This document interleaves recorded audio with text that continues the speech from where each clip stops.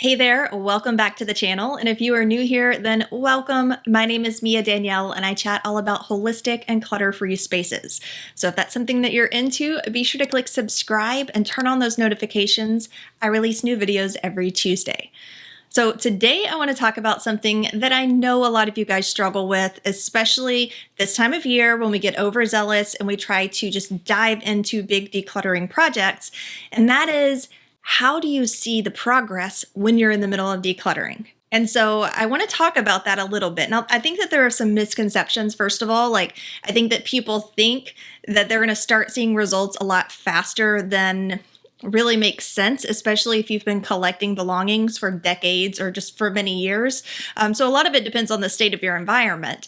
But even so, you can expect that things are usually going to look worse before they look better. It's kind of like going through a skincare regimen.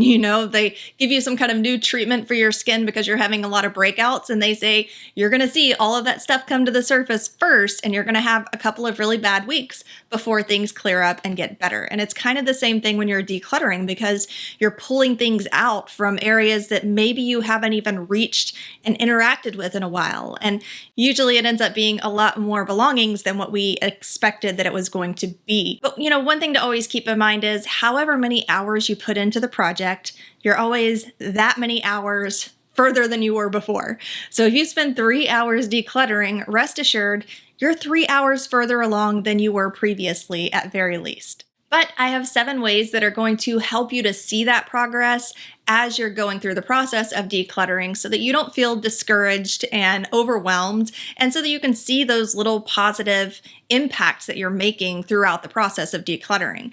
I don't want you to feel like, I'm not making any impact at all. It looks exactly the same or worse than whenever I started, so this isn't working. So following these 7 steps will help you to actually visually see more of the progress that you're making. Now, if you end up enjoying this video and you feel like you get some good nuggets out of it, be sure to give me a thumbs up. That helps my channel, and it also lets me know that you enjoy this kind of content.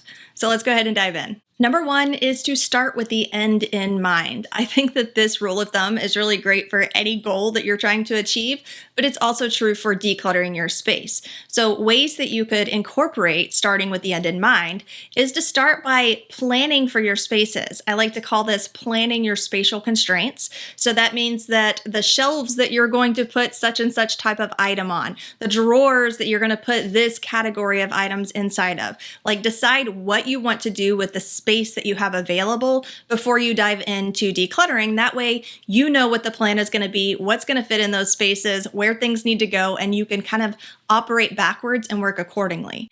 This also means that you can have boxes and bags for where things are going to go during the process. So if you're working with the end in mind, then you want to have probably a donation box so that as you're decluttering things, you have a spot to put those items and they're not just shoved on the floor somewhere. Maybe if you're going to have a lot of electronics and cords, then you also have an electronics bag. I've said before, I keep an electronics bag in my closet to put extra cords that stop working or devices that we're no longer using. And then when that bag gets full, I take it over to Best Buy or Goodwill because they both have electronic recycling programs. So, having all of that separation ready and the bags or boxes ready to go can really help you to save time during the process. And it's going to make it look like you're making more progress because all of the things that you're decluttering aren't now just sitting in a pile somewhere else. Number 2 is kind of a neat trick, and it's funny that it works, but that is to take a picture before and after each session of decluttering, especially before you begin the project and after you've completed the project. But really, it can be helpful to do each step of the process so that you can actually see visibly the proof of what you've done, in case you forgot. It's interesting that this works, but I've seen it work time and time again that people don't even realize how much clutter they have in their space until they take a picture of it. Our brain's job is to prioritize where our attention and our focus goes. So things that are always there, that are always in the background, on the walls, on the floors, eventually you'll stop seeing them. You'll stop noticing and seeing those things unless somebody points it out or unless you see it in a visual picture. You could walk into somebody else's space and see all kinds of clutter and boxes and pieces of items that they don't even recognize as being there anymore just because their brain has shut off the recognition of those items. programs. So it can really be beneficial in an interesting way to just snap a picture, even using your cell phone, before and after each project. And I bet that you're going to see some major results that maybe you wouldn't have even noticed. Number 3 is to clear the surfaces before and after. Nothing can be more discouraging than to come in and clean out the backs of closets that were full of stuff and clean out drawers that were just jumbled full of random stuff. And then you've decluttered it, the drawers and closets look fine, but now all of your surfaces are holding random things. And you walk in the room and you think, again, this looks worse than before I started. So be sure to do just a quick clean off of all of the surfaces. I like to do it before and after, because when you do it before, then you have just a flat surface, a clean space to work with. And then of course, after, to bring things back to neutral. I recommend it twice inside of my video and blog post on 10 steps to declutter your room. The first step is to make your bed, and the last step is to remake your bed, to tidy your bed. You know, starting out with that flat surface and then also coming back and ending with the flat surface. And again, this is where having that box and that bag of where things are supposed to go afterwards can come in handy.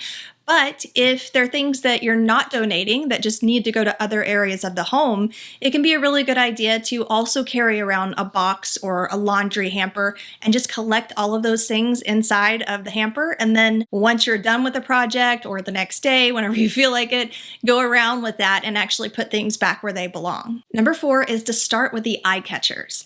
This can really be impactful, because if you're going to spend tons of time working on decluttering and organizing a space, and it's a space that you're never really going to get to see or interact with, you're probably going to feel a little bit disappointed after the fact. So starting with a couple of the eye catchers, even if it's just on the superficial level of decluttering at the very, very beginning, and then you go into the deeper areas, it can make a difference. It can help keep the momentum and keep the positivity in the process going. I actually recently decluttered a friend of mine's house, and she's been sick and things had gotten really out of control. There were many, many cluttered cabinets and drawers and just stuff all over the countertop. And I didn't clean the entire area because it was a lot of cabinets and drawers. But what I did do was I cleared off the counter surface, which was a large island. So I made sure that the large island was cleared off and looked nice. And then I cleaned out a couple of the cabinets and drawers. So the cabinets that I chose to clear out were the ones with glasses, right? So the one that had all of the drinking glasses and mugs for coffee and all of that stuff, the things that people are going to wake up and probably go straight to this cabinet. I know I do. Or throughout the day, people are going to use this cabinet. I started there because I knew that that was the area where people were going to see the most effects, the most benefits. The silverware drawer was another one that I decluttered and made it, look a little more orderly and nice, and had places for things and all of that good stuff. Because again, that's an area where people are going to frequently go and reach for things. So when you can do those quick eye-catching areas, you'll start to feel more accomplished and feel like you're doing a little more. Even if you have more things to declutter that are behind the scenes, at least starting with the eye catchers can be a good idea. Number 5 is to focus on the sorting. Now, I've created a video called The Only 2 Ways to Minimize. You can check that one out right here. And essentially, it's about choosing to go through the clutter one at a time versus choosing to select the things that you want to keep and then scoop up the rest, which is by far my favorite and the one that I recommend you do. When I say start with sorting, start by selecting. I can't say this enough. I mention it all the time because I really do feel like it's the easiest and the most impactful way to see results. Remove everything and then select the things that belong there and put them back. Super simple. All the things that you removed can then go into one of your boxes, either your box of things that you're going to put in different places throughout the house, or your box that you're going to donate or recycle or whatever. But the important thing is you're removing everything, and the only things that are going back in are the things that you've selected to keep. Number 6 is to clean the foundation as you go.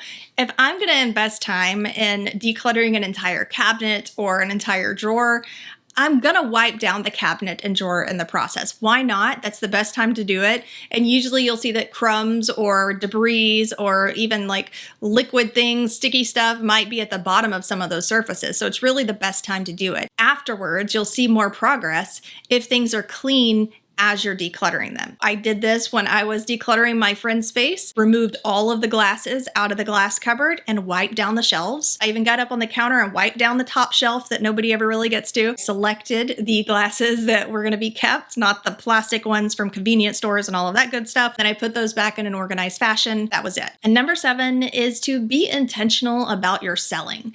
If you have things that aren't really super valuable, that you're not going to get a lot of money for anyway, maybe forego selling altogether, because you'll see more progress when you're more quickly able to get the clutter out the door. And sometimes the selling process can take a little bit of time for people to show interest and for you to post them online and then for you to lower the prices. And sometimes it can take so long that you forget to get rid of the clutter at all. So then you're really not seeing the progress. Use selling sparingly, make sure that you're doing it for things that are worth selling, and that will definitely help you to see a little bit more progress in the act of getting things out the door. Remember, baby steps will still get you to the end result. Do not discount the power of taking small, consistent steps. Consistency is more powerful than any big, overzealous project you could possibly plan. Just staying consistent with something, you will see the results. But these 7 steps were just ways to see them a little bit quicker during the process. Good luck on any of your decluttering efforts. Be sure to let me know down in the comments which area you're starting on and where you're hoping to see some major progress going forward. And I'll chat with you next week.